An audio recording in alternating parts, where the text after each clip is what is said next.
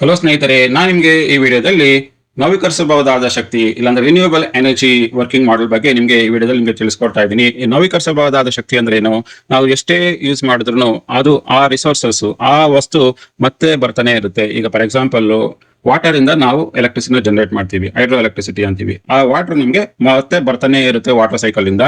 ಮತ್ತೆ ಸೋಲಾರ್ ಎನರ್ಜಿನೂ ಕೂಡ ನಮಗೆ ಸನ್ ಇರೋವರೆಗೂ, ಸೂರ್ಯ ಇರೋವರೆಗೂ ಕೂಡ ನಾವು ಸೋಲಾರ್ ಎನರ್ಜಿನ ನಾವು ಪಡ್ಕೋತಾ ಇರ್ಬೋದು. ಅದೇ ರೀತಿಯಲ್ಲಿ ಎನ್ವೈರನ್ಮೆಂಟ್ ಅಲ್ಲಿ ವಿಂಡ್ ಇರೋವರೆಗೂ ನಾವು ವಿಂಡ್ ಎನರ್ಜಿನ ಯೂಸ್ ಮಾಡ್ಕೊಂಡು, ವಿಂಡ್ ಟರ್ಬೈನ್ ಯೂಸ್ ಮಾಡ್ಕೊಂಡು ನಾವು ಎಲೆಕ್ಟ್ರಿಸಿಟಿನ ಜನರೇಟ್ ಮಾಡಬಹುದು. ಆದ ಕಾರಣ ಈ ರಿನ್ಯೂಯಬಲ್ ಎನರ್ಜಿ ಇಲ್ಲಾಂದ್ರೆ ನವೀಕರಿಸಬಹುದಾದ ಶಕ್ತಿಯಿಂದ ನಾವು ಖಂಡಿತವಾಗಿ ನಮ್ಗೆ ಎಷ್ಟು ದಿನ ಎಷ್ಟು ವರ್ಷಗಳು ಬೇಕೋ ಅಷ್ಟು ನಾವು ಇದನ್ನ ನಾವು ಬಳಸ್ತಾನೆ ಇರಬಹುದು. ಇದು ಯಾವುದೇ ಕಾರಣಕ್ಕೂ ಕಡಿಮೆ ಆಗೋದಿಲ್ಲ.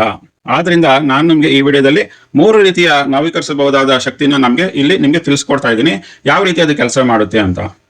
ಮೊದಲನೇದಾಗಿ ಅಂದ್ರೆ ಏನು, ಇದು ಹೈಡ್ರೋ ಎಲೆಕ್ಟ್ರಿಸಿಟಿ. ಇದರಲ್ಲಿ ನಾವೇನ್ ಮಾಡ್ತಾ ಇದೀವಿ, ನಾವು ಈ ತರ ಎಲೆಕ್ಟ್ರಿಸಿಟಿನ ಜನರೇಟ್ ಮಾಡಬೇಕು, ನೀರಲ್ಲಿ ಎಲೆಕ್ಟ್ರಿಸಿಟಿನ ಜನರೇಟ್ ಮಾಡಬೇಕು, ವಿದ್ಯುತ್ನ ಜನರೇಟ್ ಮಾಡಬೇಕು ಅಂದ್ರೆ ನಾವು ಅದಕ್ಕೆ ಒಂದು ದೊಡ್ಡ ಡ್ಯಾಮ್ ಕಟ್ಟಬೇಕಾಗುತ್ತೆ. ಯಾಕಂದ್ರೆ ನಾವು ಈ ಟರ್ಬೈನ್ ರನ್ ಮಾಡ್ಬೇಕಂದ್ರೆ ನಮ್ಗೆ ಸಾಕಷ್ಟು ರೀತಿಯಲ್ಲಿ ಪ್ರೆಷರ್ ಇರುವ ನೀರು ಹರಿಬೇಕಾಗುತ್ತೆ. ಆಗ ನಾವು ಈ ವಾಟರ್ ಡ್ಯಾಮ್ ನ ಕಟ್ಟಿ ಆ ವಾಟರ್ ಡ್ಯಾಮ್ ಇಂದ ನೀರನ್ನ ನಾವು ಬಿಟ್ಟಾಗ ಆಗೇನಾಗುತ್ತೆ, ಇಲ್ಲಿ ನಾವು ಟರ್ಬೈನ್ ಇಟ್ಟಿದ್ದೀವಿ, ಆಗ ನೀರು ರಭಸವಾಗಿ ಬಂದಾಗ ಈ ಟರ್ಬೈನ್ ಗಳು ರೊಟೇಟ್ ಆಗುತ್ತೆ. ಟರ್ಬೈನ್ ಗಳು ರೊಟೇಟ್ ಆದಾಗ ಏನಾಗುತ್ತೆ, ಎಲೆಕ್ಟ್ರಿಸಿಟಿ ಜನರೇಟ್ ಆಗುತ್ತೆ. ಈಗ ನಾವು ತೋರಿಸ್ತೀನಿ ಈಗ ಈ ಟರ್ಬೈನ್ ರೊಟೇಟ್ ಆದಾಗ ಯಾವ ರೀತಿ ಎಲೆಕ್ಟ್ರಿಸಿಟಿ ಜನರೇಟ್ ಆಗುತ್ತೆ ಅಂತ.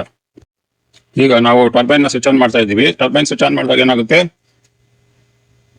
ವಾಟರ್ ರಿಲೀಸ್ ಮಾಡಿದಾಗ ನಮಗೆ ಈ ಟರ್ಬೈನ್ ಗಳು ಫಾಸ್ಟ್ ಆಗಿ ರೊಟೇಟ್ ಆಗುತ್ತೆ. ಫಾಸ್ಟ್ ಆಗಿ ರೊಟೇಟ್ ಆದಾಗ ನಮಗೆ ಎಲೆಕ್ಟ್ರಿಸಿಟಿ ಜನರೇಟ್ ಆಗುತ್ತೆ. ಈಗ ಇಲ್ಲಿ ನೋಡ್ತಾ ಇರ್ಬೋದು, ವಾಟರ್ ಫಾಸ್ಟ್ ಆಗಿ ಅರ್ಧಾಗೆಲ್ಲಾನು ನಮಗೆ ಇಲ್ಲಿ ಎಲೆಕ್ಟ್ರಿಸಿಟಿ ಜನರೇಟ್ ಆಗ್ತಾ ಇದೆ. ಆ ತರ ನಾವು ಇಲ್ಲಿ ರೆಪ್ರೆಸೆಂಟ್ ಮಾಡಿದ್ದೀವಿ.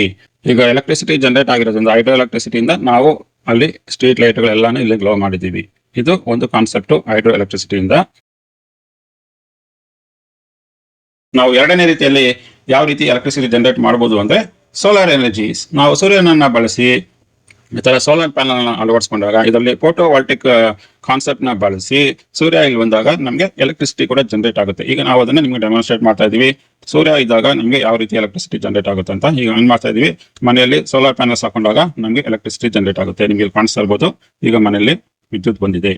ಈಗ ಮೂರನೆಯ ರೀತಿಯ ಶಕ್ತಿ ಯಾವುದು ಅಂದ್ರೆ ವಾಯು ಶಕ್ತಿ, ಇಲ್ಲ ಅಂದ್ರೆ ವಿಂಡ್ ಎನರ್ಜಿ ಅಂತೀವಿ. ನಾವು ಇಲ್ಲಿ ವಿಂಡ್ ಟರ್ಬೈನ್ ನ ಬಳಸಿ ನಮ್ಗೆ ಗಾಳಿ ಜಾಸ್ತಿ ಆದಾಗೆಲ್ಲ ಈ ವಿಂಡ್ ಟರ್ಬೈನ್ ಗಳು ರೊಟೇಟ್ ಆಗುತ್ತೆ. ವಿಂಡ್ ಟರ್ಬೈನ್ ಗಳು ರೊಟೇಟ್ ಆದಾಗ ಏನಾಗುತ್ತೆ, ನಮ್ಗೆ ಎಲೆಕ್ಟ್ರಿಸಿಟಿ ಜನರೇಟ್ ಆಗುತ್ತೆ. ಈಗ ಈ ಮನೆಯಲ್ಲಿ ನಮ್ಗೆ ತೋರಿಸ್ತಾ ಇದೀವಿ ಯಾವ ರೀತಿಯಲ್ಲಿ ವಿಂಡ್ ಎನರ್ಜಿನ ಬಳಸ್ಕೊಂಡು ಇಲ್ಲಿ ಈ ಮನೆಯಲ್ಲಿ ನಾವು ವಿದ್ಯುತ್ತನ್ನ ಜನರೇಟ್ ಮಾಡ್ತಾ ಇದೀವಿ ಅನ್ನೋದನ್ನ ಈಗ ನಿಮ್ಗೆ ತೋರಿಸ್ಕೊಟ್ಟಿದ್ವಿ.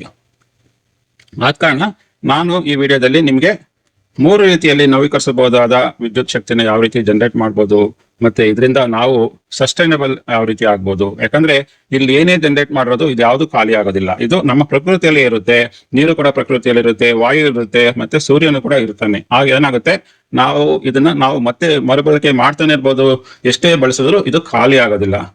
ಅದೇ ನಾವು ಪೆಟ್ರೋಲು ಕಲ್ಲಿದ್ದಲನ್ನೆಲ್ಲ ಬಳಸಿ ನಾವು ವಿದ್ಯುತ್ತನ್ನ ಜನರೇಟ್ ಮಾಡಿದ್ರೆ ನಾವು ಬೇಗ ಪೆಟ್ರೋಲ್ ಖಾಲಿ ಆಗ್ಬಿಡುತ್ತೆ, ಡೀಸೆಲ್ ಖಾಲಿ ಆಗ್ಬಿಡುತ್ತೆ, ಕಲ್ಲಿದ್ದಲು ಖಾಲಿ ಆಗ್ಬಿಡುತ್ತೆ. ಆದ್ರೆ ಈ 3 ರಿಸೋರ್ಸ್ಗಳು ಯಾವುದೇ ಕಾರಣಕ್ಕೂ ಕೂಡ ಕಡಿಮೆ ಆಗಲ್ಲ. ಆದ್ರಿಂದ ನಾವು ನಮ್ಮ ಪ್ರಕೃತಿಯನ್ನು ನಾವು ಚೆನ್ನಾಗಿ ಇಟ್ಕೊಳ್ಬೇಕು ಅಂದ್ರೆ ಈ ನವೀಕರಿಸಬಹುದಾದ ಶಕ್ತಿನ ನಾವು ಜಾಸ್ತಿ ಬಳಸಿದಷ್ಟು ನಮ್ಮ ಪ್ರಕೃತಿಯನ್ನು ತುಂಬಾ ಚೆನ್ನಾಗಿರುತ್ತೆ ಅಂತ ಹೇಳುವ ಮೂಲಕ ನಾನು ಈ ವಿಡಿಯೋನ ಇಲ್ಲಿಗೆ ಮುಗಿಸ್ತಾ ಇದ್ದೀನಿ. ನಿಮ್ಗೆ ಈ ವಿಡಿಯೋದಲ್ಲಿ ತಿಳಿಸುವ ಎಲ್ಲಾ ಮಾಹಿತಿಗಳು ಇಷ್ಟವಾಗಿದ್ರೆ ಖಂಡಿತವಾಗಿ ಲೈಕ್ ಮಾಡಿ, ಮತ್ತೆ ನಿಮ್ಮ ಫ್ರೆಂಡ್ಸ್ಗೂ ಕೂಡ ಶೇರ್ ಮಾಡಿ ಅಂತ ಹೇಳುವ ಮೂಲಕ ಈ ವಿಡಿಯೋನ ನಾನು ಇಲ್ಲಿಗೆ ಮುಗಿಸ್ತಾ ಇದ್ದೀನಿ. ಧನ್ಯವಾದಗಳು.